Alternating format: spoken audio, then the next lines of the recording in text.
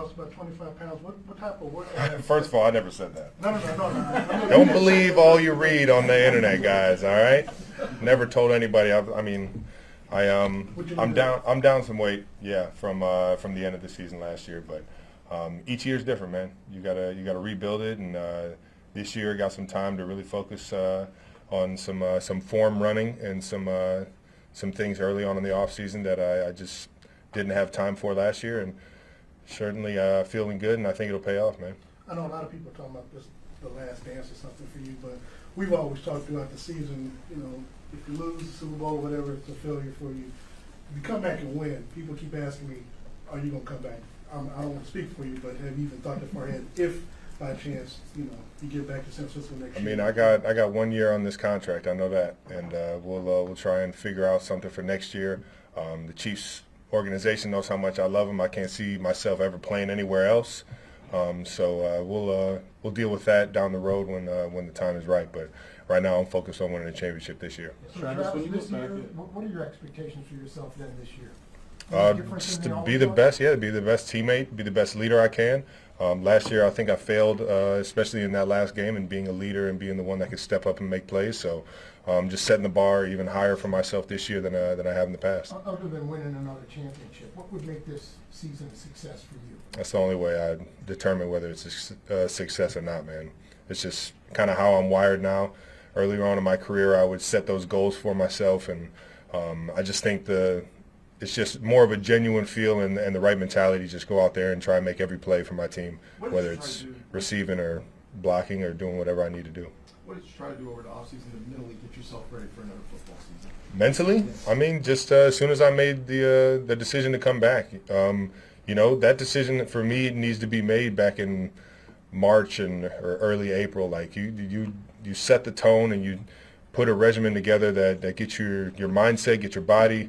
And really from there you can start to tweak your skill set, So it's just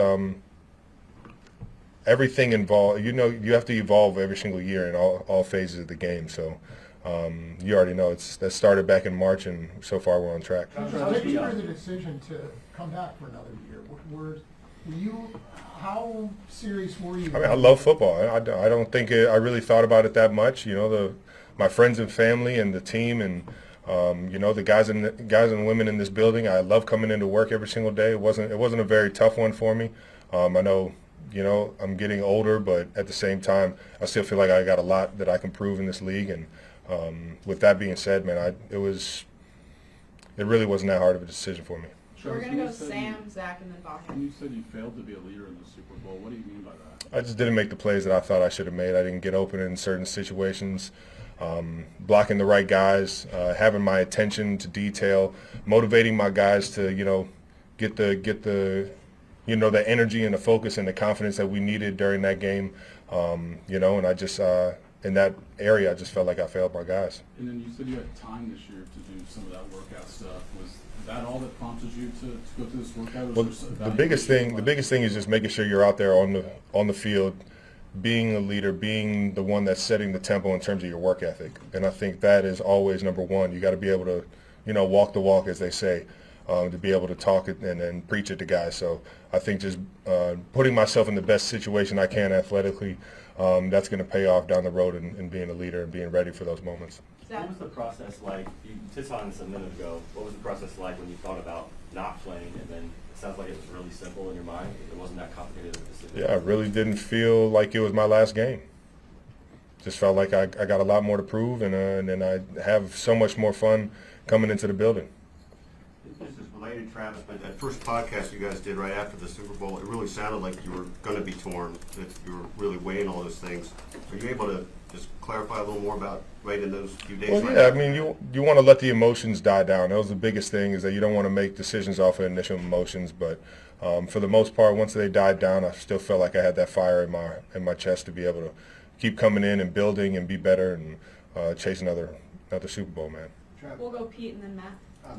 Pat, Andy, media, they often describe you as a future Hall of Famer. I guess, how do you balance what you've already accomplished with staying hungry and what could be this final year or multiple final years? It's all I know, man. It's all I know. I get that from the big guy. Coach Reed has set the tone, and he challenges us every single week, every single year to come in and be better than what we were last year. And I kind of just, I don't know, inherited that over the course of being under Coach Reed throughout my 12 years here. It's just, it's a mentality that I know is going to set us up for success down the road. You know, we might not be the same team that we are in preseason, that we are in, you know, late December, early January, and hopefully February. And with that kind of mindset, no matter what you accomplish, you're always thinking about that next play and that next game and being better than your last. Matt?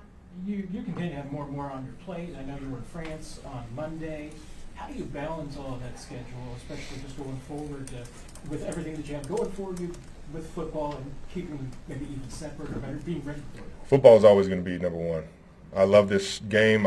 It's still my childhood dream. You know, when I really thought about it, I think this offseason I got back to, you know, just wanting to focus more on this game and getting the most out of this game as I possibly can while I'm still putting on the cleats and putting on the pads. So this will always be number one in terms of, you know, my business, you know, world and my career path. And, yeah, with that being said, everything else is just kind of, you know, making sure that I'm accountable for the people that I agree to team up with, like the podcast and going over to France. Did Coach give you any advice just as far as how you balance that time during this offseason and just kind of giving some time for yourself and say, hey? I mean, Coach has always given me advice at everything in life, you know. I think he's kind of trusted me in a lot of the aspects, knowing that I've handled it a certain way, but he's also challenged me a lot to make sure that I'm still being the guy in the building for him to be able to, you know, lean on in terms of that leadership. So We're going to go last couple, starting with Blair.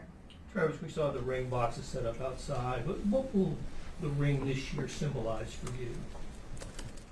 You know, everybody has their own view on it. Unfortunately for me, I'm only interested in Super Bowl rings.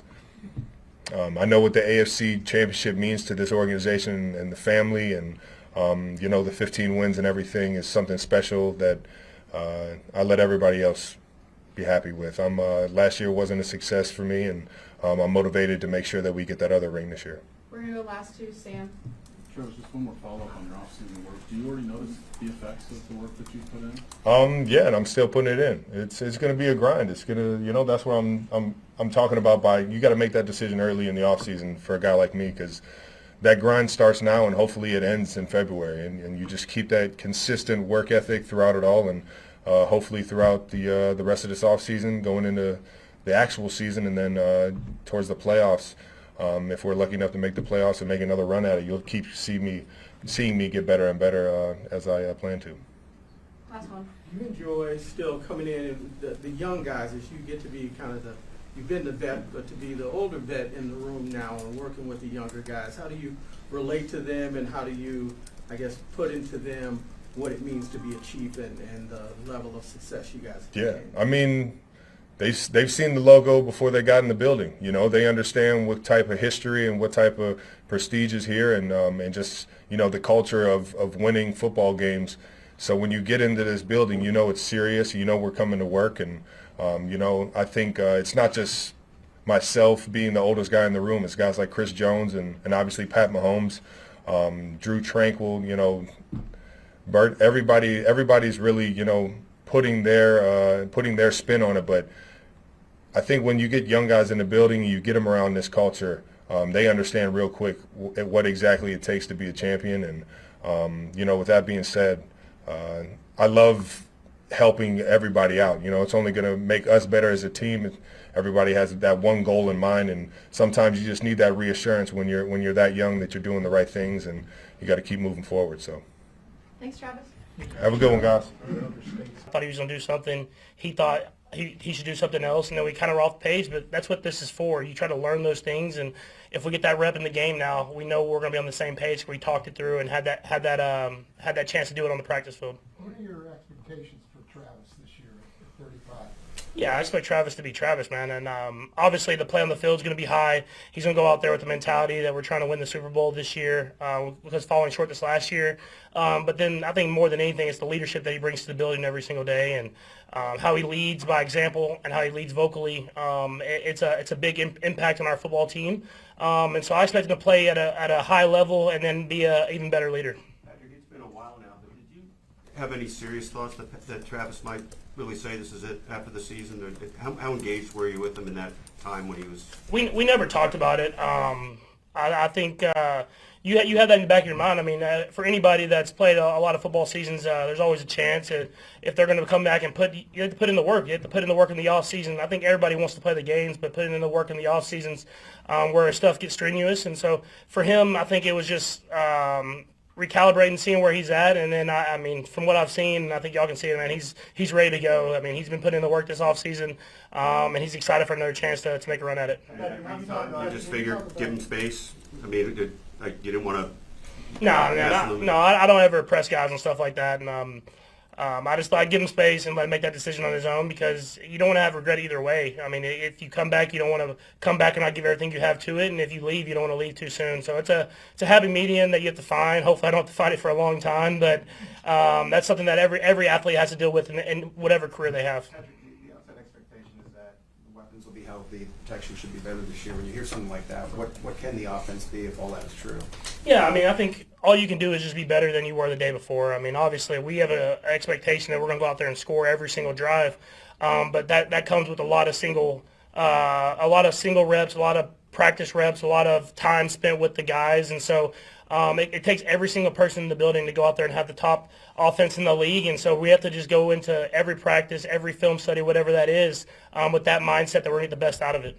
Patrick, when you look at that, this is the first time in a while that you've come into this camp with your receivers having been here the year before a lot of them. Do you notice the difference this time of year with those guys that haven't played in this offense before? For sure. I mean, I think you saw even at the beginning of last year before Rashid got hurt. I mean, whenever you have a guy that you've spent that time with and had that connection with, you can hit the ground running because you know those different things. And so seeing that with Xavier this year and Hollywood and Rashid and Juju and all these guys, man, I mean, they've done a great job of working and continue to work to get even better. And so you can talk about stuff that's happened in prior years, and that's where me and Travis have had so much success is when you get multiple years of reps with guys, you continue to get even better and better on the football field. but Patrick, when you follow up on that, it seemed like a lifetime ago. 3 years ago, you all were the top offense in the league.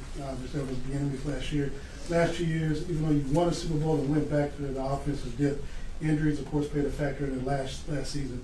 Would it be a disappointment to you with what you have and what you're seeing in practice right now that you all aren't back where you were 3 years ago? Yeah, I mean, that's the goal. I mean, you want to be the top offense in the league when you step in the building every single day. But at the end of the day, you want to win the Super Bowl. And so for me, I wasn't as disappointed in not being the top offense as I was at losing the Super Bowl last year the way we lost it. And so our goal is to do whatever we can to win the football game. And hopefully for us, that's being the top offense to go along with the great defense that we have. The rookies that are on the team now, what have you seen since they've been here and them ascertaining the playbook and getting the reps in with you all? Where would you put them at right now? Yeah, no, I think it's kind of cool to see. I don't know if it's like an NIL thing or guys staying in college longer, but it's a very mature group. It's guys that come in and they know how to work, they know how to get after it, but they're learning quickly. And so to hear them talk and to hear them do different things, I don't know if they've transferred or whatever it is, they've been in different offenses, but they have a good understanding of football. And so now it's about teaching them how to work to the standard that Coach Reed has. And for any rookie, that's going to be a challenge, but I thought these guys did a great job of picking up on it. But picking up a playbook like a Josh Simmons and are they Yeah. getting it for what you Yeah, Josh is doing a great job, man, and he's getting healthier and healthier every single day, and he's doing a great job of learning. I mean, he's getting the ultimate test going against Spags and seeing the blitzes that he's going to see, and so he'll continue to get more and more reps, but he's doing a great job with the whole process, and I'm excited for him to get even healthier going into training camp. Patrick, what are We saw the ring boxes out there. Are those this year kind of a painful reminder of the way the season ended, or a symbol of what the team accomplished getting to the Super Bowl? A little bit of both. I mean, I appreciate it because I know at the end of my career I'll look back and remember those times with that team. But obviously the ultimate goal is a Super Bowl ring, and so you have a little bit of you appreciate it because you know what you did with that team, but it's a reminder for you to go out there and be even better. I put it this way: I put those like in my safe, and I put the other ones on top of my safe. I keep both, but some of them I showcase a little bit more. Patrick, what does the next month look for you? I know you probably take some personal time, but how do you stay in tune football-wise over the next month or so? Yeah, it's a lot of working out. This is like when Bobby gets excited because he knows I'm going to be in the gym working out. And so it's a lot of working out, throwing. with some of the guys that will be in town, and then spending some time with my family just because knowing that I'll be in football season and miss a lot of that time. So there'll be a lot of parks and water parks and stuff like that to go along with a lot of football workouts. You always wish it was a little more time, because it seems like it's shortening and shortening every Yeah, year. I know. I don't know how it works, man. It just seems like the off season gets shorter and shorter every single year, but that's part of the process, man. I think Coach Tree's done a great job of kind of pulling back a little bit in some of these OTA type days just to kind of keep guys' legs under them. But I think it's like 4 weeks. I'll spend as much time with my family, try to stay in shape as best as possible, and be ready to go whenever we step on that football field in St. Joe. A couple more. How many times have you rewatched the Super Bowl? And I guess what'd you learn? I haven't watched it too many times. I mean, we did some like film study and you do scheme stuff, but you watch it after the game and you see it in the scheme and stuff like that. You take away the positives, but obviously you got to learn from the negatives. Obviously, the Philadelphia's defense had stuff on us with Coach Fangio that they did a great job of taking away our best stuff, and so learn from that, have stuff to counteract that, and be ready to go this next season. Let's go last one, Nick. Patrick, with whether it's Jalen or Josh, how do you work on building that chemistry with them since you guys haven't been on the field together yet? Yeah, it takes reps, man. I mean, I think Coach Haig does a great job of kind of putting guys in different spots, getting JT back as well. I mean, you got guys bouncing around from right tackle to left tackle to go along with those 3 to 4 guys in the middle there, and so it's just going to take more and more reps of learning what they do. They learn me, but that's why we get those long drive drills in training camp. You learn those guys and whenever guys are tired and what they're really going to do and what they're going to go to. And so I think we did a great job this first little set here in OTAs and in mini camp, but it'll be the ultimate test in training camp of getting on the same page with those guys.